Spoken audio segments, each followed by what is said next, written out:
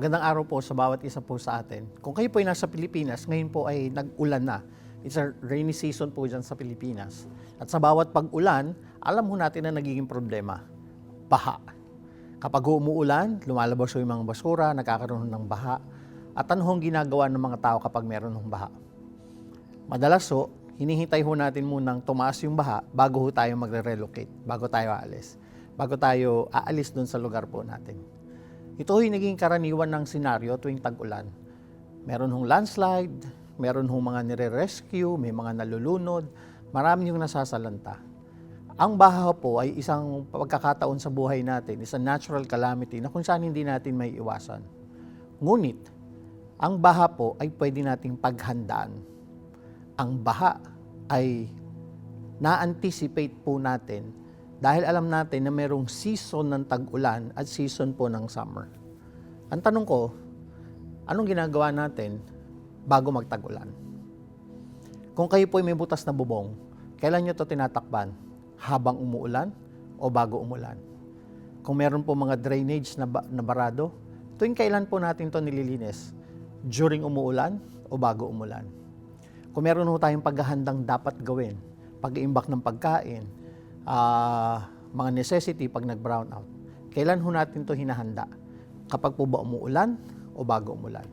Samahan niyo po ako sa pag-aaral po ng salita ng Diyos tungkol po sa isang bahang nangyari sa Biblia at aralin ho natin kung ano yung naging papel ng isang tao upang mapaghandaan po ang ulan po na ito. Ako po ulit si Pastor BJ Lopez. Samahan niyo po ako sa pag-aaral ng salita ng Diyos patungkol po kay Noah sa Hebrews chapter 11 verse 7. Ang kwento ni Noah ay marahil alam nating lahat. Ang kwento po ni Noah ay marahil natutunan natin at padalas na natin pong naririnig. Ngunit madalas nating naririnig ay tungkol po sa arko at yung mga hayop na nasa loob ng arko. Ngunit minsan na ninegdek natin pag-usapan yung gumawa ng arko. Bakit niya to ginawa? Paano niya to ginawa? At anong naging resulta nito kapag tapos po niya nagawa? Sa pag-aaral po ng salita ng Diyos sa araw po na to, sana po matutunan natin na yung pagsunod po ni Noah at paggawa niya po ng arko, hindi po ito dahil lang sa baha. Ngunit ito po ay dahil sa kanyang pananampalataya.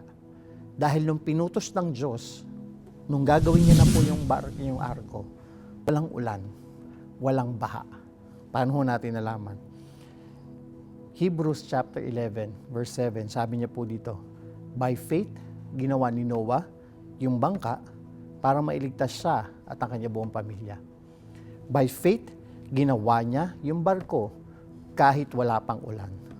By faith, ginawa niya yung barko even before dumating po yung pong baha. Ito po isang halimbawa ng paghahanda natin. Hindi dahil alam natin, hindi dahil matalino tayo. Ngunit ito isa pong halimbawa ng paghahanda dahil meron ho tayong pananampalataya at ina-anticipate natin yung mga posibleng mangyari. Sa araw po na ito pag-uusapan natin that Noah is a man of faith. He's not just a man of faith, si Noah po ay a family man. Dahil sa kanya pong pagsunod sa Diyos, hindi lang siya yung inisip niya, kundi yung kanya pong buong pamilya. Ngayong araw din po ito pag-uusapan natin that Noah is actually a man of integrity. Dahil si Noah po, nung panahon po na to, nag-stand out siya. Dahil yung mga tao sa paligid niya, iba yung ginagawa at iba yung ginawa niya. Sana po meron tayong matutunan sa araw po na to patungkol po sa buhay ni Noah. Sana, bago pa man dumating yung baha, literal, sa buhay natin, napaghahandaan na rin natin. Sana bago rin po dumating yung mga baha, unos ng buhay natin, sana po napaghahandaan din po natin. Katulad po ni Noah. Noah worked by faith. Noah worked in faith. Ang buhay po ni Noah isang testamento, hindi lamang po dun sa arko, ngunit yung pananampalataya niya nung ginawa po niya yung arko. Samahan niyo po ako. Samahan niyo po kami ngayon dito po sa Global Fire TV at pag-aaralan po natin yung buhay ni Noah. At sana may matutunan po tayo at maisabuhay po natin patungkol po ito sa pananampalataya natin sa Panginoong Diyos. At ang pananampalataya pong yun ay magdadala sa atin at sa ating buong pamilya ng kaligtasan. Muli po ako po si Pastor BJ. Salamat po sa pagsama niyo po dito sa Global Fire TV.